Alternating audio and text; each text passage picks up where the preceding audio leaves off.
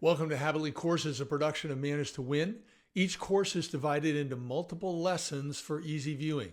All are now completely free, so you can watch them on your own or work through them as a team. Please subscribe to this channel, leave a comment, and share your favorite lessons with others. Try to find something that helps you be your best. Hello, this is David Russell, and we are talking about character counts. And the first lesson is how to define character. And what is character? Well, dictionary.com says it is the aggregate of features and traits that form the individual nature of some person or thing. Well, let's look at these different bullet points here. I want to point out that it's related to your personality, but personality is primarily inborn. You're born with it. It's the aggregate of all behaviors, not just one. Character is based on virtues, beliefs, and values. We're going to walk through that in a moment. And good character is intentional. It's a choice. Good character relies on us to make difficult choices. I mean, hey, if it's a choice, it's going to be difficult at times, but look at that bottom bullet, the only one that I bold-faced. All character is learned. And that's something that's incredibly important as you want to look at the fact that maybe your character is weak in a few areas or could be stronger. Maybe it's strong, but could be stronger because maybe it hasn't been tested to a certain level, but who you hang out with is really important. So our character ultimately defines us.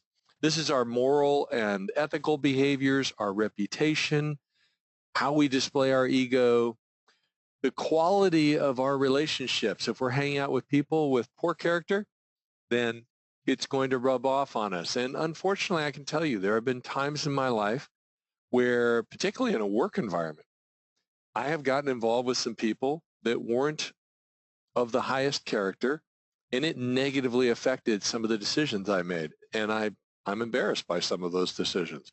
So you don't want to go there. It really affects your legacy long term.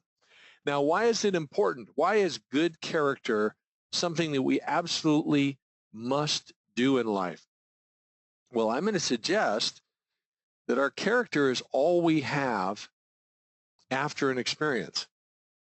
So whether it's a brief interaction and we demonstrated poor character, it's going to stick with us. We demonstrate good character, it's going to stick with us. If it's a project, if it's your career, if it's your time with a company, whatever that period of time is, in the end, what you've got is your character. That's what you take out of it.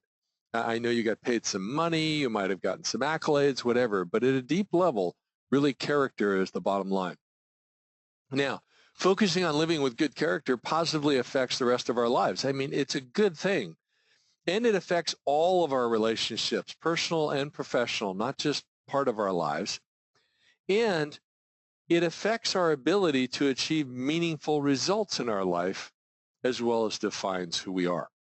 Let me give you an example of good character. So, and I'm paraphrasing this. I actually tell this story verbatim from Gary in my book, The Company Culture Challenge. But Gary Black was for decades the chief claims officer at Fireman's Fund Insurance. Now you think about it, demonstrating good character, and you get to choose who gets paid and who doesn't, and which claims you want to fight and which claims you don't.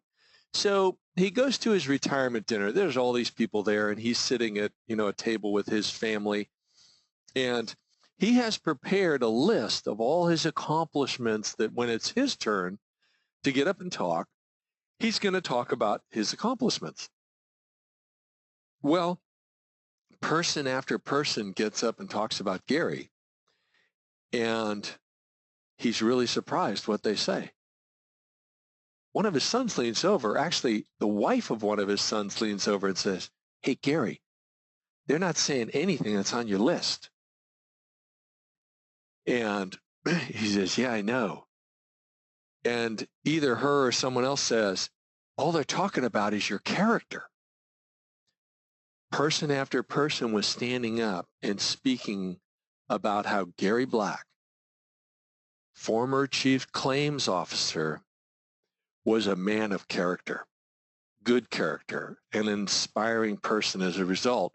Gary later said, he said, wow, if I'd known that character was so important, I would have really focused on it and really had an impact. Think of the positive impact he had anyway.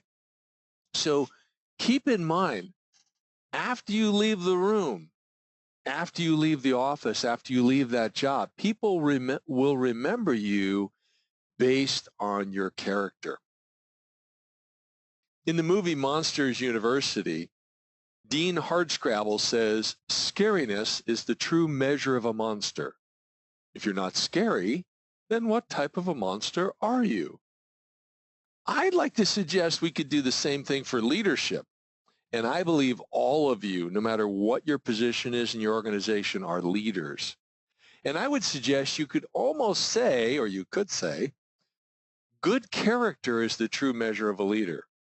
If you're not someone of good character, then what type of leader are you? This is lesson 1. I suggest you go back through this. Look at these slides. Think about how you can apply some scenarios that are happening in your business or to you, and apply some of the things that I've suggested. What would have happened differently if you had demonstrated better character, if you hadn't picked up on that other person's bad character? Think about it, apply it. Consider these 5 questions. Take the exam, pass the exam, and then move on to lesson 2. That's all I've got for now. Bye-bye.